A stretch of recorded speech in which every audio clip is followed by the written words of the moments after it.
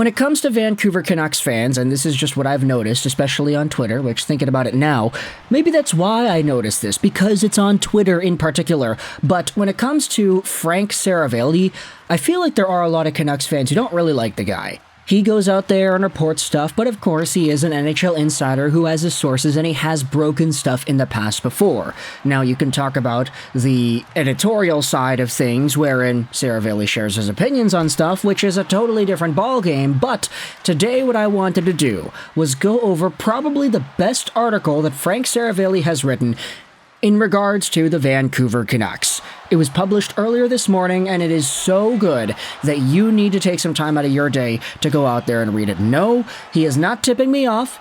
The check has not bounced back. I just want to give a shout out to one of the best pieces of news that we as Vancouver Canucks fans can get at this time in the year. Here's the piece, it'll be linked in the description, how Thatcher Demko helped prepare Casey DeSmith to carry the mail for the Vancouver Canucks.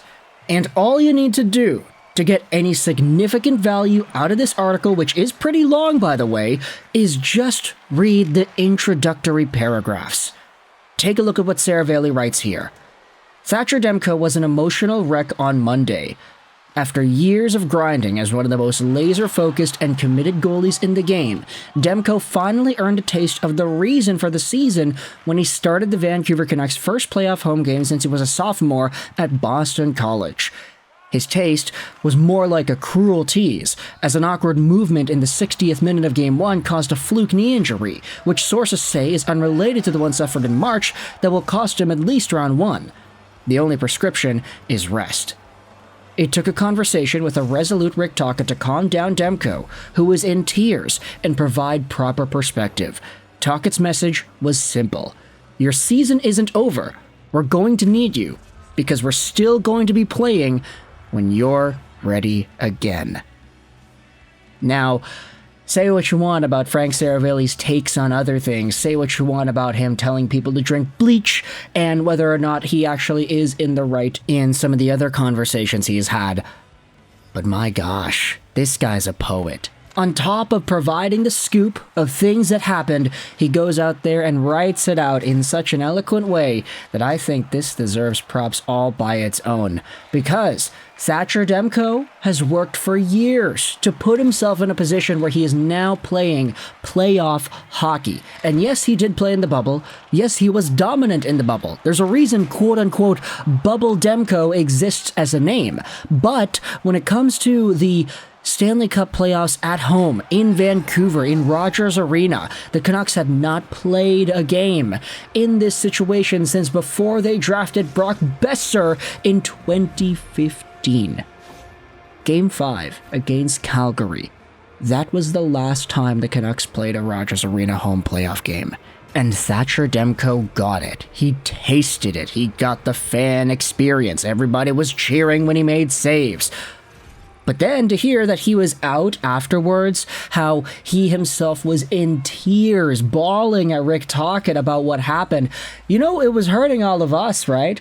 This fan base, all of us, we care so much about this team that when the news came about of Thatcher Demko's injury and that he wouldn't play in Game 2, that he was missing practice and everything, a lot of us, like, oh, I just fell to my knees at a Walmart. Like, that's the kind of emotion that was attached there. But to hear that it was Thatcher Demko himself who got hurt the most out of that news, crying to Rick Tocchet, that's some heartbreaking stuff, man.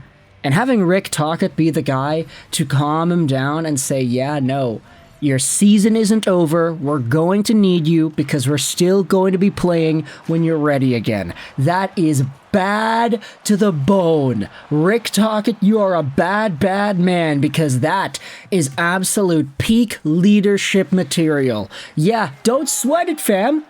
You're going to be good. You're going to play again because we're still going to be playing. We believe in Casey. We believe in this team. We know what we're capable of, and we want you to know what we are capable of without you. Because we can still win, we're going to beat Nashville, and you're going to come back, and you're going to help us out. Don't sweat it.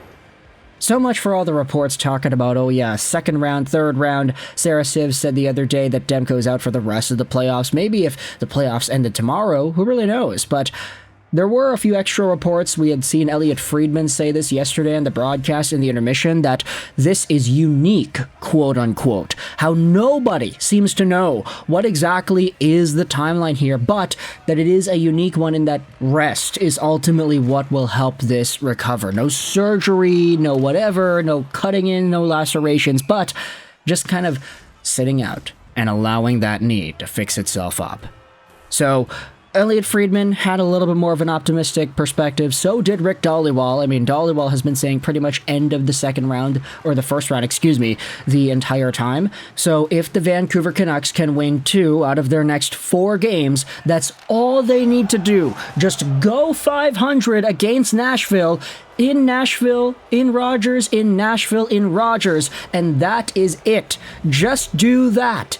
And maybe we can see Thatcher Demko in the postseason once again if Casey DeSmith can really stand on his head against a second-round opponent like Edmonton.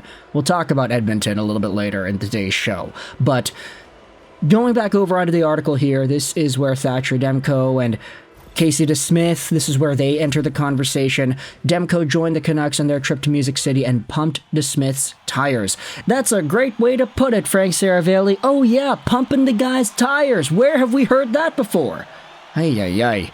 Roberto Luongo, Tim Thomas, baby, that is a flashback. Demko said he just believed in me, DeSmith said. You know, he's watched me all year. He knows my game. And he said he's excited to watch me and I wouldn't trust anyone else to do it. The article then shifts over to Game 2, how Casey DeSmith struggled. It was an unlucky bounce that opened up the game and opened up the scoring. But with the bounce-back win in Game 3, Casey says it could not have come at a better time. I was really disappointed in the result the other night. I thought the team played great, and I didn't get the result they deserved.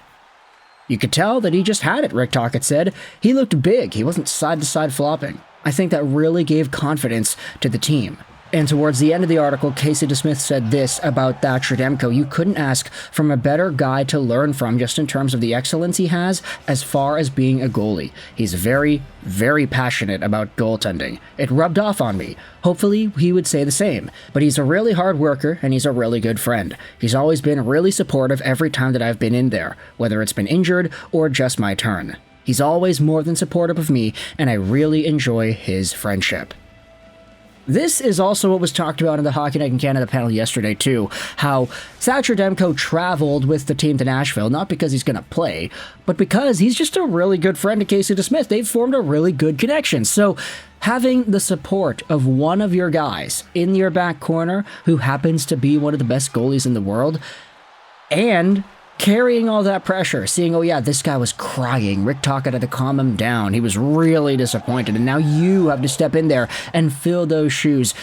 To be able to just take all that in, stay level-headed about it, and have a Game 3 performance like we had seen yesterday, that's Casey DeSmith, baby. That's Casey the brick wall. That's Casey gonna go out there and potentially save our season? Who really knows? But let me know your thoughts in the comment section below about this article. There's a lot more in here. I think we read on this video maybe like 25% of what's actually in here. There's a lot of extra context and written out stuff by Frank Seravalli that I think is worth reading. So article is linked in the description. Let me know your thoughts in the comment section below about Thatcher Demko was crying to Rick Tocchet about the injury that happened and how Casey DeSmith stepped up big time. This was a crazy, crazy read, and I think it's really worth your time. So let me know your thoughts in the comment section below about the Vancouver Canucks goalie situation heading into Games 4 and 5, potentially 6 and 7 of this 2024 first round series against the Predators. I hope you enjoyed this video,